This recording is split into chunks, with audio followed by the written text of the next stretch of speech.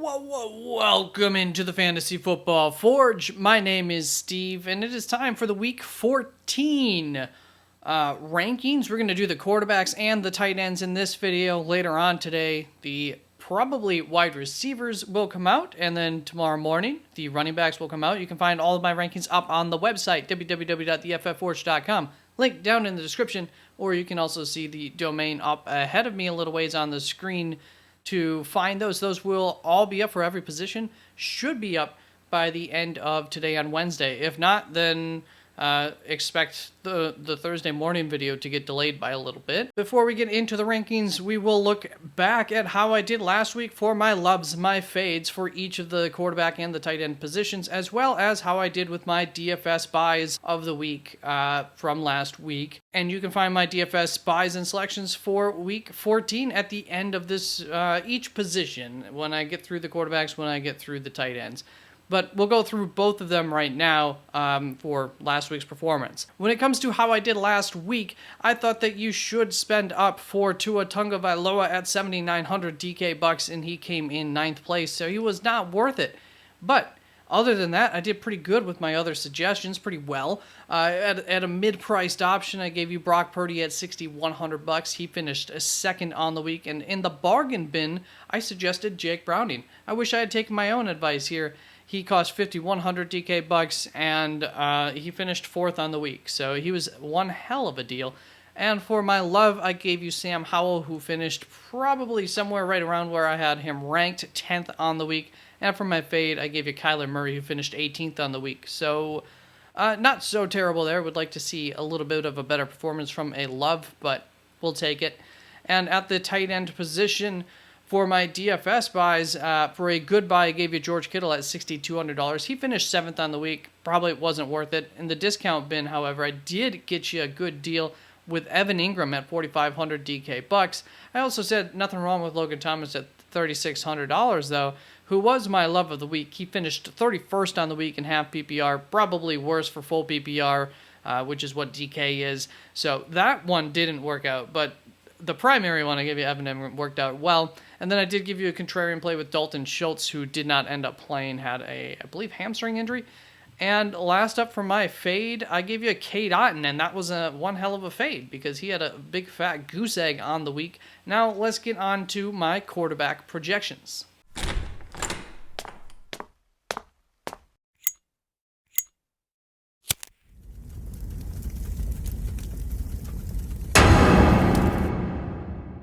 Welcome back, and I just, before the little intro video there thing, clip, whatever it is, I said projections, but these are my rankings. You can see my projections, however, on the screen. You can see a lower end, a higher end, kind of a below average to high average expectation for how that player has played throughout the season and how the defense that they're going up against has done as well. Kind of combine those factors, and that's how we get this expected range. I do want to quick announce I am ranking Trevor Lawrence. There was good news today in terms of his injury. It's as bad as it looked. It is quote unquote just a sprain. That I'm not quoting anybody. It's a sprain. Obviously, it wasn't a good one. But he is a quarterback. There is a chance that he can come back. The team is refusing to rule him out, so there is a chance that he'll play. And for the time being, I am projecting him as if he will be playing. So this is my first tier here. My top 7 quarterbacks, my must start, starting us off with Dak Prescott ranked first. First time being ranked first all season, probably all last season too. So go him. It has a lot to do with the matchup as well as, of course, how he's been performing. Then Jalen Hurts, I have it as second, followed by Josh Allen, Brock Purdy, Patrick Mahomes, Lamar Jackson, and Justin Fields ranked 7th to wrap up this little tier. And I do need to maybe explain a couple of things. Dak versus Jalen Hurts here for the top 2. And just look at this projected, it's not a floor, but the lower end of this expected range for him, 19.4 points. That's insanely high. That has a lot to do with, of course, how he's been performing and the opponent that he's facing. I just see a very...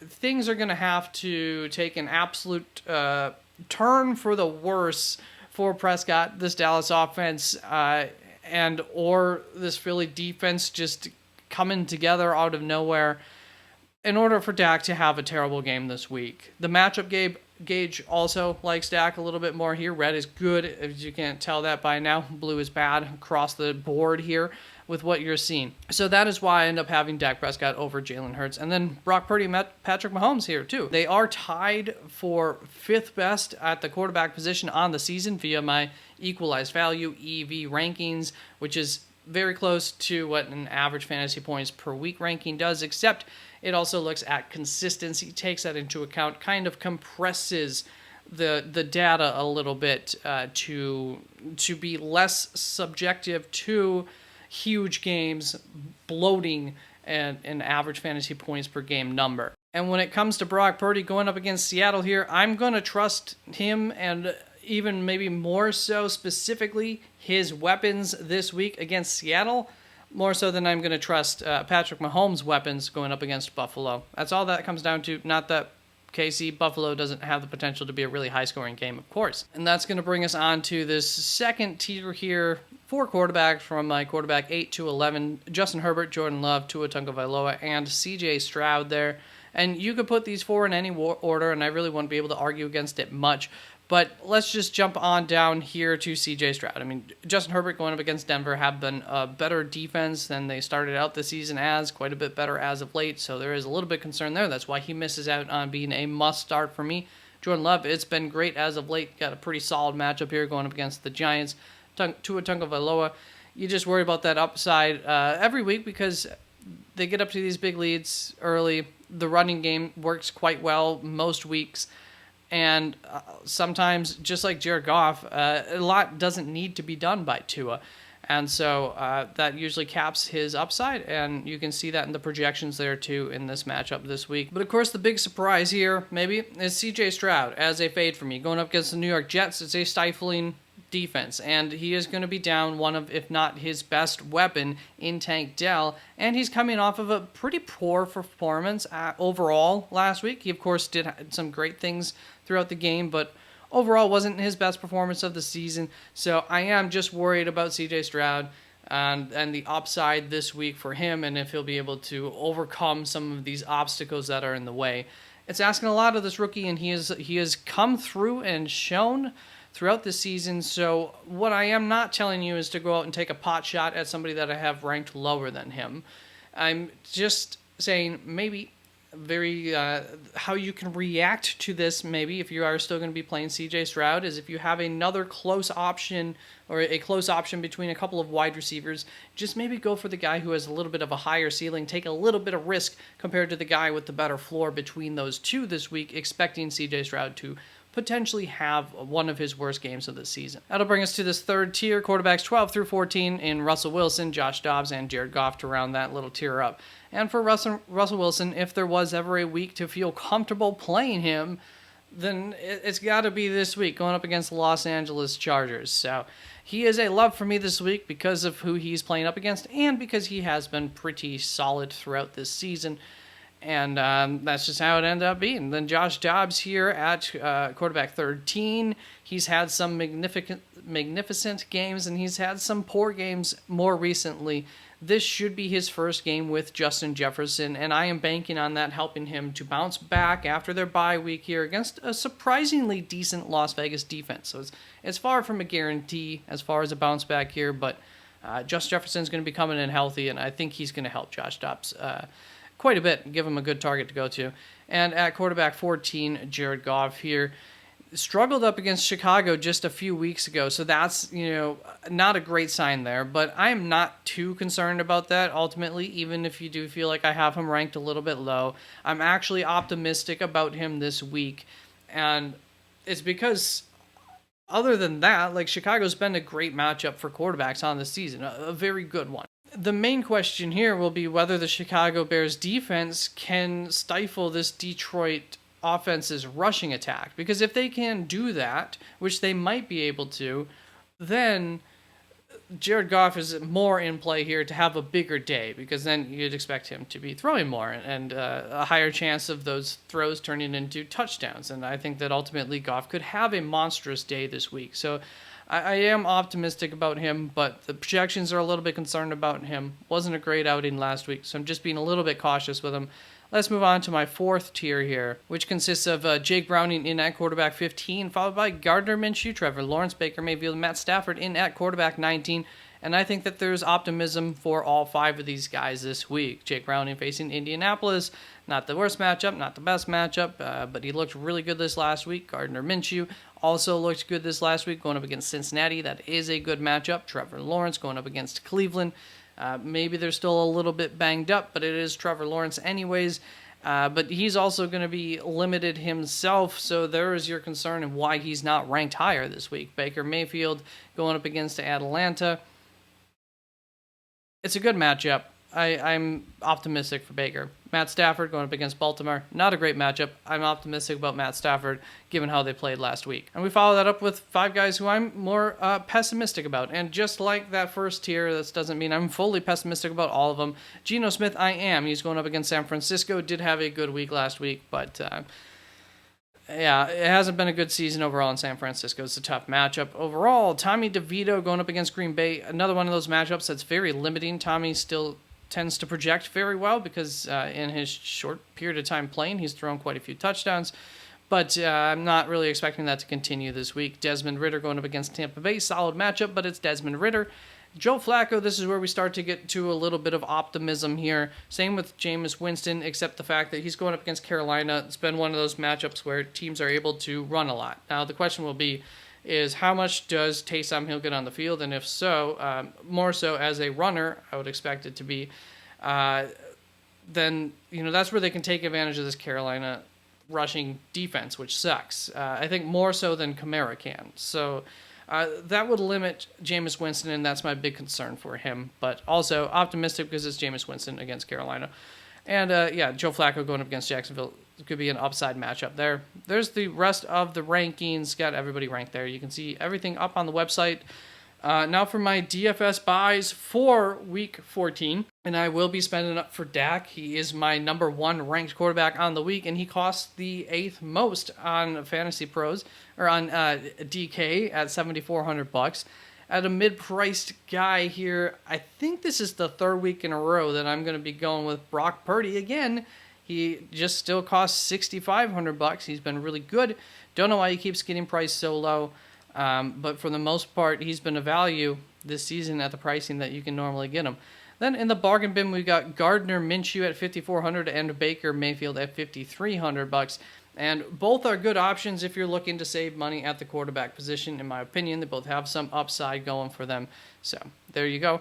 And, of course, my love, Russell Wilson, my fade, C.J. Stroud. Let's move on to the tight ends. And here's my wee little must-start first tier, of course, Travis Kelce in at my tight end number 1, followed by Sam Laporta, T.J. Hawkinson.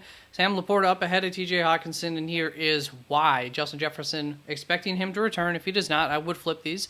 But first of all, Sam Laporta going up against Chicago, really do like that quite a bit. T.J. Hawkinson against Las Vegas, once again, surprisingly a decent defense, and I think a pretty tough tight end matchup. But none of that really concerns me. What does concern me is when you look at his targets, average targets per game with Justin Jefferson, weeks 1 through 5, 7.8 targets per game. Weeks 6 through 12 without Justin Jefferson, they had a bye week in week 13. 9.9 targets per game. And if you look at the two, you want to say, oh, well, that's all been Josh Dobbs, because we did see Josh Dobbs heavily target tight ends in Arizona, and I do expect him to still heavily target TJ Hawkinson, just maybe not to the extreme that he has in a few games. But even if you look at the 2 games, I believe I did this right. I think there were 2 games where we had no Justin Jefferson, but we did have Kirk Cousins. And in those 2 games, it was actually 10 targets per game, not 9.9.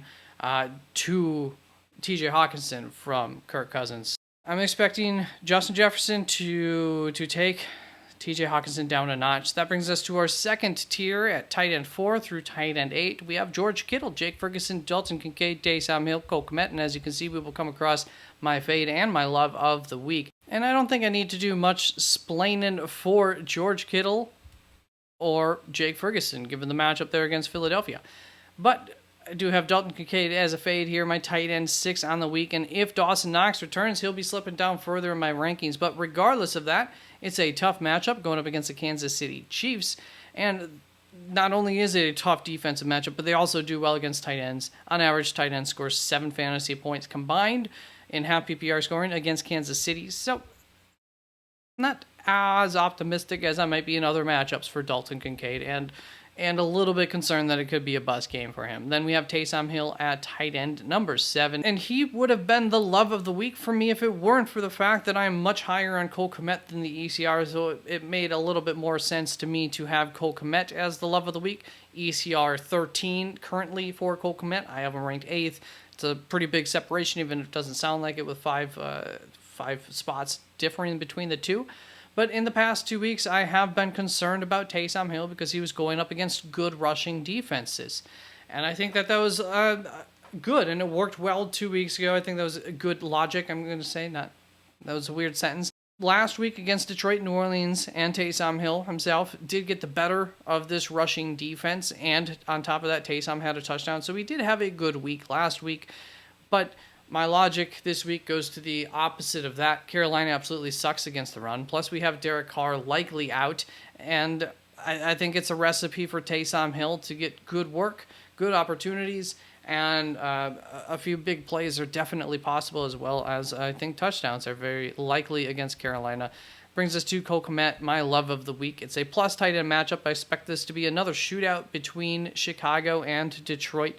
He's a top 12 tight end on the season via my EV rankings. I don't know what there really isn't to like in this matchup, and when you look at the guys that are ranked below him and the situations that those guys are in, I think that he's a really good start this week. So I love Cole Kmet. That's going to bring us on to my tight ends 9 through 11. My third tier here, Dallas Goedert, Isaiah Likely, Kyle Pitts. Dallas Goedert, of course, may not return this week. I am expecting him to return this week. That is why I have him ranked. The Cowboys are an average tight end matchup, their opponent, and it is expected to be a high-scoring game. So I'm optimistic for Goddard if he returns this week, and would be willing to return him to my lineup, because after that, we're just starting to take some shots here. Got Isaiah Likely in at tight end 10. And, speaking of risks here, I said I would take the risk on Dallas Goedert, even though he's coming back from a forearm injury. But tight ends have not been the focal point of the new offensive scheme here in Baltimore. But that said, there is stuff to like here. So what's to like? Well, the opponent, the Los Angeles Rams, are the third best tight end matchup via average fantasy points allowed to the position in half PPR scoring. Likely was targeted 6 times in the last game, which amounts to nearly a 20% target share. I think it was 18.75 to be exact. And the Rams are scrappy, and they're coming off of a game where they looked the best that they've looked all season. So why is that a good thing for Isaiah Likely? Because maybe they can make this a game against Baltimore and force Baltimore not to just run all game and throw a little bit more than normal. Maybe we can get that up to like 8 targets for Isaiah Likely. That would be absolutely excellent. And then we have Kyle Pitts in at tight end 11 on the week. And this ranking is not an endorsement of Kyle Pitts, believe me on that. It's just that even this season, where we've had a lot of tight ends, push their way up into being very startable, the tight end's position ultimately still kind of sucks, especially as you get just a little ways down into it. And I like the matchup here against Tampa Bay, as does this matchup gauge, compared to a lot of the guys that I have him ranked around. To bring us to these final 2 tiers, really, that I'm going to go over. And I'm not even going to go over a whole lot here. So David Njoku, Evan Ingram in at my 4th tier, tight ends 12 and 13. And I will say in both of these cases, I really could warm up to these guys. Maybe they shouldn't be out of this tier. Maybe they shouldn't be behind Dallas Goedert, but for the time being, I am concerned about them. But, the thing for David Njoku is he only had 3 receptions in Joe Flacco's first game, and if DTR is returning too, I'm still not overly optimistic about him either. But either way, like I said, I could warm up to it. He did get 6 targets as well with Joe Flacco. Then for Evan Ingram, Trevor Lawrence, or no Trevor Lawrence, it's the worst tight end matchup in the league going up against Cleveland, so that's not great. Then we have my final tier here that we'll be going over. Tight ends 14 through 19, Pat Freiermuth, Gerald Everett, Brevin Jordan, Cade Otton, Tyler Conklin, and Chigoziem Okonkwo. And I don't know what to expect from Pat Freiermuth at this point in time. Gerald Everett and Brevin Jordan, I think, are not very trustworthy. You see the lower end of their expected outcomes, but you can also see that they do offer some upside here at the higher end of their expected ranges compared to those that they have them ranked around. And then we have Cade Otton, and it's a good matchup going up against Atlanta, so we like that. Tyler Conklin has a high, low expected range, a high floor, you could even say, and it's a good matchup going up against Houston. And then, but, you know, the concern here will be new quarterback, Trevor Simeon, Simeon. But, yeah, I still think I'm not really expecting that to change, Tyler Conklin's likelihood for targets and receptions. And Chigoziem Okonkwo, we have in at tight end 19, and we saw a little pop from him last week, so that was nice to see. And we know that this team will be passing, and they'll be needing to take some shots against Miami, and Chig is a guy who can get downfield and help you out with that and make some big plays. So there's the rest of the tight end rankings, and really just show you that to get down here. Well, I should touch on this tier: Jonnu Smith, Tyler Higbee, Tucker Kraft, Tanner Hudson. Look, if you're going out on your waiver wire, all these guys are gone already, or you just feel more comfortable with these guys than one of these guys, have no problem with that. I think that they are perfectly fine plays this week, just a little bit below for me compared to this tier, but they're fine plays. Once we get to this point, that I hope you're not, having to choose from those guys. As far as guys I'm not ranking so far who could be ranked by the end of the week, Hayden Hurst, we're not too concerned about that. Dawson Knox, not overly concerned about that, except for Dalton Kincaid. Darren Waller, it would be nice to get him back, of course. Might be a little bit cautious about that going up against Green Bay. And Dalton Schultz going up against the New York Jets would be a decent matchup, but I'm not really expecting him to come back with a hamstring injury. But he is a tight end, so we'll see. It depends how bad that was. And there we go. That is it for my rankings. Please like, comment, and subscribe. Appreciate it all. I appreciate you. Love you. And peace out.